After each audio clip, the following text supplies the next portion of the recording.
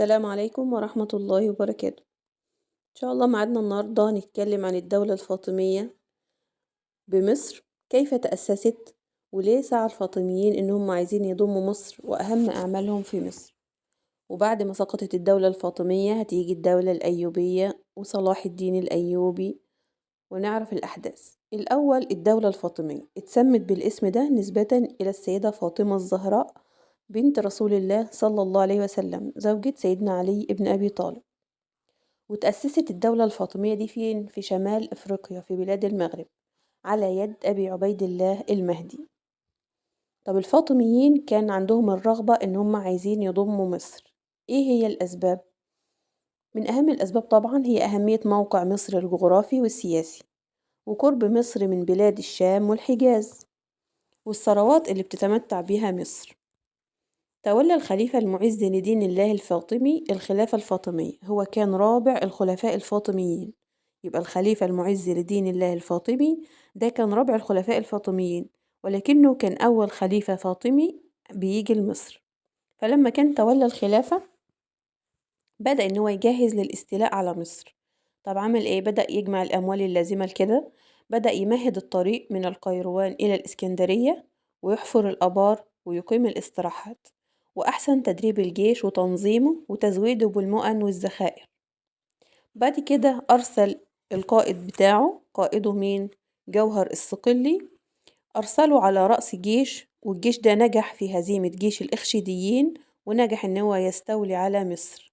وترتب على كده سقوط الدولة الإخشيدية وزوال نفوذ الخلافة العباسية عن مصر، وبذلك أصبحت مصر مركز للدولة الفاطمية. طب إيه هي أهم أعمال جوهر الصقلي في مصر؟ بنى عاصمة جديدة سميت بالقاهرة. طب بنى العاصمة الجديدة ليه؟ علشان تكون مركز للدولة الفاطمية في مصر. بنى الجامع الأزهر الذي يعد أعظم مؤسسة دينية وعلمية لنشر الثقافة الإسلامية في العالم إلى يومنا هذا. والعيد القومي لمحافظة القاهرة اللي بتحتفل بيه طبعا بعيدها القومي في يوم 6 من يوليو، يعني يوم 6 من شهر 7، 6 من يوليو في كل عام. ده اليوم اللي بيوافق وضع القائد جوهر الصقلي حجر الأساس لبناء مدينة القاهرة، كان عام 969 ميلادي. أرسل القائد جوهر الصقلي إلى الخليفة المعز لدين الله الفاطمي بيطلب منه المجيء إلى القاهرة. جاء المعز لدين الله الفاطمي إلى القاهرة في عام 362 هجرية 972 ميلادي، وبذلك أصبحت مصر دار ومقر للخلافة الفاطمية. أهم أعماله أمن حدود دولته من الأخطار الخارجية، واتسعت الدولة الفاطمية في عهده حتى شملت بلاد الشام والحجاز واليمن، بالإضافة إلى مصر وبلاد المغرب. خلفاء المعز لدين الله الفاطمي في مصر بعد وفاته حكم طبعا عدد من الخلفاء، ولكن من أشهرهم الخليفة العزيز بالله، والحاكم بالله، والمستنصر بالله. ده كان آخر الخلفاء الأقوياء. طب إيه أهم أعمالهم في مصر؟ اهتموا إنه يبقى موجود جيش قوي عشان يساعدهم في الحفاظ على دولتهم وتوسيع حدودها ونشر الأمن والأمان. اهتموا بالأسطول، تدعيم الأسطول وتنظيمه. ايه السبب؟ عشان يساعد في حماية سواحل الدولة الفاطمية اللي امتدت من المغرب وحتى بلاد الشام. اهتموا بإنشاء ديوان الجيش والرواتب عشان يسجلوا فيه الجنود وتحديد وظائفهم. اهتموا ببناء القصور والمساجد وجعلوها مراكز لنشر العلم والثقافة، واهتموا بالعلم والعلماء. طب ايه الأسباب بقى اللي أدت إلى انهيار الدولة الفاطمية؟ ضعف الخلفاء الفاطميين بعد وفاة الخليفة المستنصر بالله، يبقى ده كان آخر الخلفاء الأقوياء، مما أدى إلى ازدياد نفوذ الوزراء. حدث صراع ما بين شاور ودرغام، واستنجد كل منهم بقوة خارجية. استنجد شاور بنور الدين محمود أمير دمشق، واستنجد درغام بالصليبيين. وتمكن جيش نور الدين محمود بقيادة أسد الدين شيريكو وابن أخيه صلاح الدين الأيوبي إنهم ينتصروا على الصليبيين. وبعد وفاة أسد الدين شيريكو تولى صلاح الدين الأيوبي الوزارة. صلاح الدين الأيوبي نجح في إنهاء الخلافة الفاطمية في مصر وأسقطها عام 567 هجري، وكانت مصر تحت ولاية نور الدين محمود حتى عام 569 هجري. وانتهت بكده الدولة الفاطمية في مصر عام كام؟ 567 هجرية، 1171 ميلادي. وبدأت معانا الدولة الأيوبية. الحملات الصليبية، إيه المقصود بالحملات الصليبية ومين اللي تصدى ليه؟ وكيف استطاع الأيوبيين التصدي لهذه الحملات وحماية العالم الإسلامي؟ صليبيون هو لقب أطلق على الجنود اللي جايين من أوروبا لغزو العالم الإسلامي. طيب قلنا صليبيون لأنهم اتخذوا من الصليب شعارا لهم، فهي أصلا كانت في حقيقتها عدوان واستعمار، ولكن كانت متخذة مظهر ديني، حيث اتخذ رجالها من الصليب قناع لهم عشان يوهموا الناس إنهم رايحين يحاربوا لنصرة المسيحية من عدوان المسلمين. ولكن كانت مطامعهم الأساسية والخفية هي طبعا الاستعمار لبلاد الشرق الإسلامي الغني بالثروات. اندفعت الحملات الصليبية نحو الشرق على شكل موجات متتالية مستغلة حالة ضعف الدولة الإسلامية في الوقت ده. سميت بحملات صليبية، اتفقنا لأن الجنود اتخذوا من الصليب شعار لهم رسموه على صدورهم وأعلامهم. أول حملة صليبية هي نجحت في إقامة مملكة وثلاث إمارات صليبية في الشرق. المملكة هي مملكة بيت المقدس، وجعلوها مملكة لأهميتها الدينية، وإمارة الرها في شمال العراق، وإمارة أنطاكيا بشمال الشام، وإمارة طرابلس على شاطئ البحر المتوسط. بدأ الجهاد ضد الصليبيين مع عماد الدين زنكي، كان أمير على الموصل في شمال العراق. استطاع إن هو يسترد إمارة الرها عام 1144 ميلادي. بعد كده تولى نور الدين محمود راية الجهاد بعد استشهاد مين؟ بعد استشهاد أبيه عماد الدين زنكي. تصدى للحملة الصليبية الثانية اللي جت عام 542 هجرية، 1147 ميلادي، واستطاع إن هو يوحد البلاد الإسلامية وضم مصر إليه. حرر الكثير من المدن الإسلامية، ولكنه توفى قبل أن يحقق حلمه اللي هو فتح بيت المقدس. يبقى عماد الدين زنكي، بعديه جاء نور الدين محمود، وبعديه تولى صلاح الدين الأيوبي راية الجهاد. وقيام الدولة الأيوبية بينسب إلى مؤسسها صلاح الدين يوسف ابن نجم الدين أيوب، وهو من أصل كردي، حفظ القرآن الكريم ودرس الفقه، تدرب على الفروسية، كان ملتحق بجيش نور الدين محمود، واستطاع إن هو ينهي الخلافة الفاطمية وعمل على تأسيس الدولة الأيوبية في مصر، واتخذ القاهرة عاصمة له. طب إيه أهم أعمال صلاح الدين؟ وحد البلاد الإسلامية تحت رايته، مصر والشام والعراق. نشر الأمن والأمان في مصر والبلاد المجاورة لها. أنشأ المساجد والمدارس عشان ينشر تعاليم الدين الإسلامي. أحيا المذهب السني. اهتم بالعلم والعلماء وقربهم إليه. وطبعا جاهد ضد الخطر الصليبي. سعى للقضاء على الصليبيين وتخليص بيت المقدس من أيديهم في معركة حطين عام 583 هجرية، 1187 ميلادي. كان أطرافها ما بين المسلمين بقيادة صلاح الدين ضد الصليبيين. إيه سببها؟ اعتراض الأمراء الصليبيين. كان الأمير اسمه أرناط حاكم حصن الكرك، اعترض لقوافل الحجاج المسلمين واستولى عليها وقتل اللي كانوا في القافلة. دارت المعركة وانتصر المسلمين على الصليبيين، ووقع ملك بيت المقدس وأرناط في الأسر، وتوجه صلاح الدين إلى بيت المقدس وخلصوا من الصليبيين. طيب صلاح الدين عفى عن ملك بيت المقدس وأطلق سراحه، يبقى كان في الأسر ملك بيت المقدس وأرناط اللي هو قتل الحجاج اللي كانوا في القافلة، فعفى عن ملك بيت المقدس وأطلق سراحه، ولكنه قتل أرناط جزاء ما ارتكبه في حق الحجاج المسلمين. دخل صلاح الدين الأيوبي بيت المقدس واستطاع أن هو يخلصه من أيدي الصليبيين بعد حوالي 90 عام من الاحتلال والأسر. تسامح صلاح الدين الأيوبي مع أهل بيت المقدس، عفى عنهم وأمنهم على أرواحهم وأموالهم وكنائسهم، وأعفى الشيوخ والفقراء والأطفال من دفع الجزية.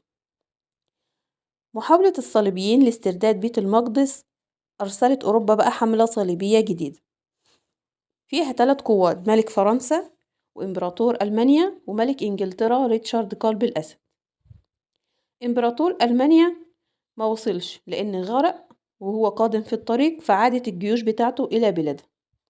حصل خلاف ما بين ملك فرنسا وملك إنجلترا، فملك فرنسا رجع لبلاده. يبقى كده لسه هو ملك إنجلترا ريتشارد قلب الأسد بمفرده عايز يقود الحرب ضد صلاح الدين، ولكنه عجز عن هزيمة صلاح الدين، فعقد معه صلح الرملة.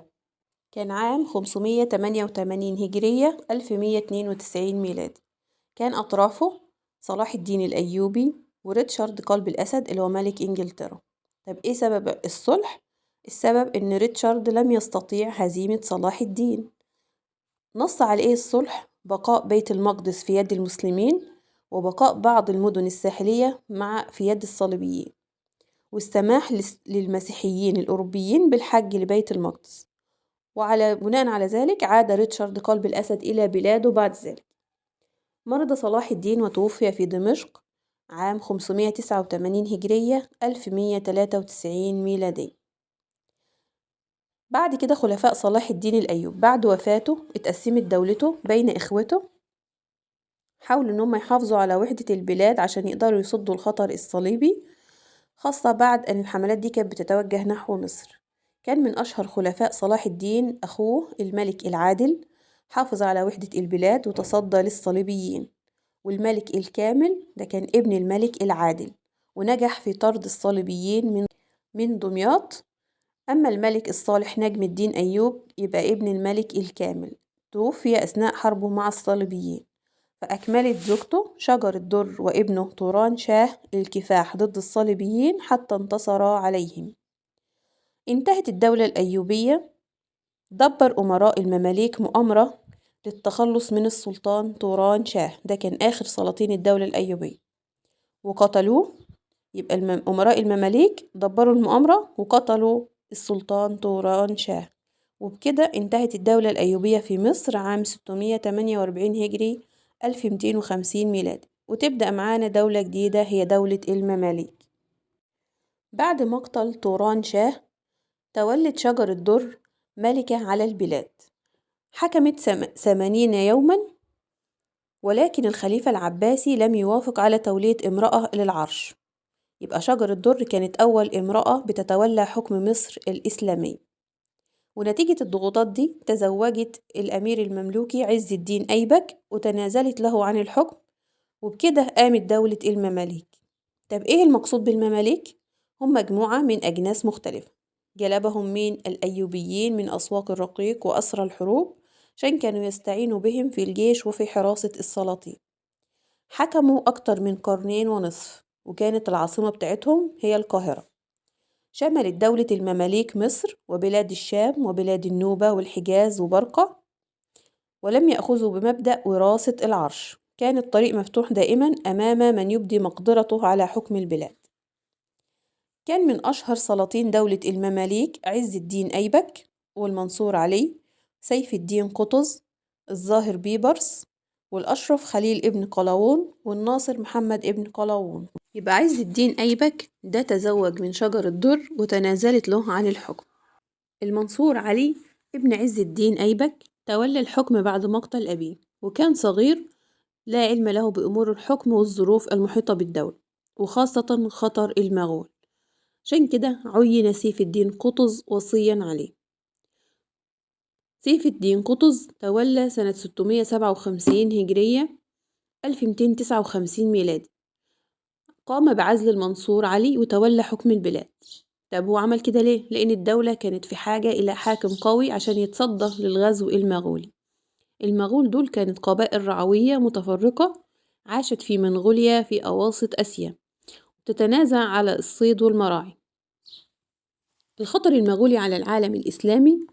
توحدت قبائل المغول على يد جنكيز خان الحاكم الأعظم، حيث قام في فترة زمنية قصيرة إن هو يأسس إمبراطورية كبيرة امتدت نفوذها وسيطرتها على أجزاء كبيرة من آسيا وبعض أراضي أوروبا، وغزا بعض أجزاء من العالم الإسلامي.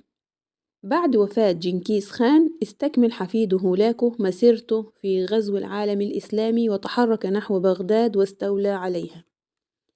لما دخل المغول بغداد قتل الخليفة العباسي المستعصم، وأسقط الخلافة العباسية عام 656 هجري، وقاموا بأعمال تخريب في البلاد وقتل الآلاف من الرجال والنساء وسلب الأموال وهدم المساجد وقتل العلماء، حرقوا الكتب وألقى ما تبقى منها في نهر دجلة. يعني كان خطر عظيم على العالم الإسلامي. السلطان قطز وجهاده ضد المغول. بعد أن استولى هولاكو على بغداد لم يبقى أمامه سوى مصر، فأرسل إلى السلطان قطز كتاب بيهدده وبيأمره فيه بالتسليم والخضوع، ولكن قطز قابل الأمر يعني ده بإعلان الحرب ضد المغول والتضحية بالنفس والمال في سبيل الله. وبدأ قطز يعد العدة عشان يواجه المغول، جمع الأموال، أعد الجيوش، وحد الصف الداخلي، وخرج لملاقاة المغول خارج البلاد. اتجه بجيشه نحو عين جالوت. معركة عين جالوت عام 658 هجري 1260 ميلادي، أطرافها كانت المسلمين بقيادة سيف الدين قطز وضد المغول. كان السبب بتاعها طبعا هو الدفاع عن مصر ضد خطر المغول. التقى الجيش الإسلامي مع جيش المغول، كان الجيش المغول ده بيتفوق على الجيش الإسلامي في العدة والعدد، ودارت المعركة وفي البداية تفوق المغول، ولكن سيف الدين قطز ألقى الخوذة اللي كان لابسها ورماها على الأرض، وأخذ يصيح وينادي وإسلاماه، فتشجع الجنود ونظموا الصفوف وتقدموا بقيادته، فانتصر المسلمين وتمت هزيمة المغول هزيمة ساحقة، وبالتالي حماية مصر والعالم الإسلامي من الخطر المغولي بفضل وحدة المسلمين وإيمانهم. وفاة سيف الدين قطز بعد أن حقق النصر على المغول. أثناء عودته إلى مصر دبرت له مؤامرة وقتل، وتولى بعده الظاهر بيبرس. يبقى الظاهر بيبرس كان أحد أشهر سلاطين المماليك، وتولى الحكم بعد مقتل السلطان قطز عام 658 هجرية 1260 ميلادي.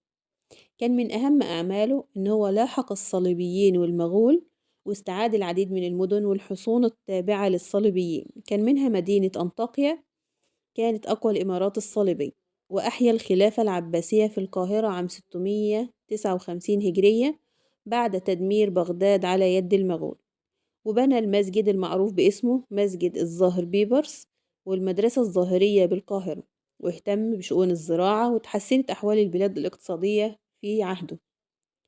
أما الأشرف خليل ابن قلاوون واصل الحرب أيضا ضد الصليبيين، ونجح إن هو يسترد منهم عكا وصور وصيدا وغيرها من المدن الأخرى، وبذلك تم تصفية الوجود الصليبي عام 690 هجري.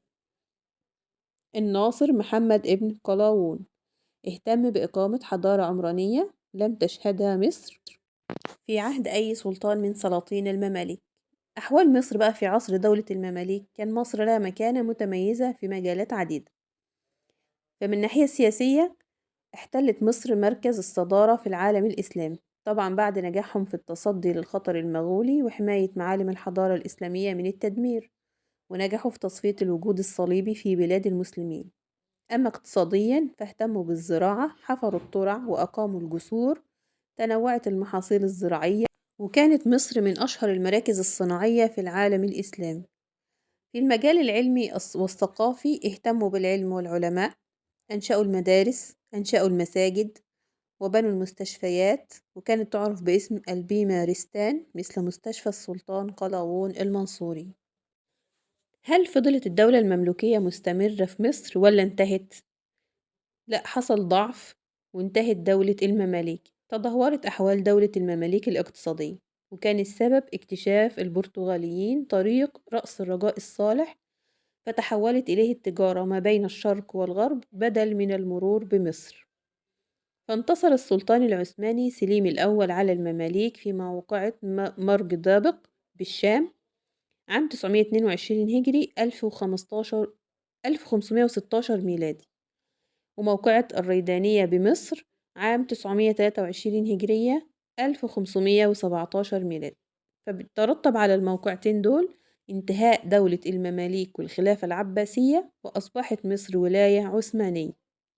وبكده انتهت دولة المماليك في مصر عام 923 هجرية 1517 ميلادي، وبدأت معانا مرحلة جديدة في تاريخ الدولة الإسلامية، وهي مرحلة الدولة العثمانية.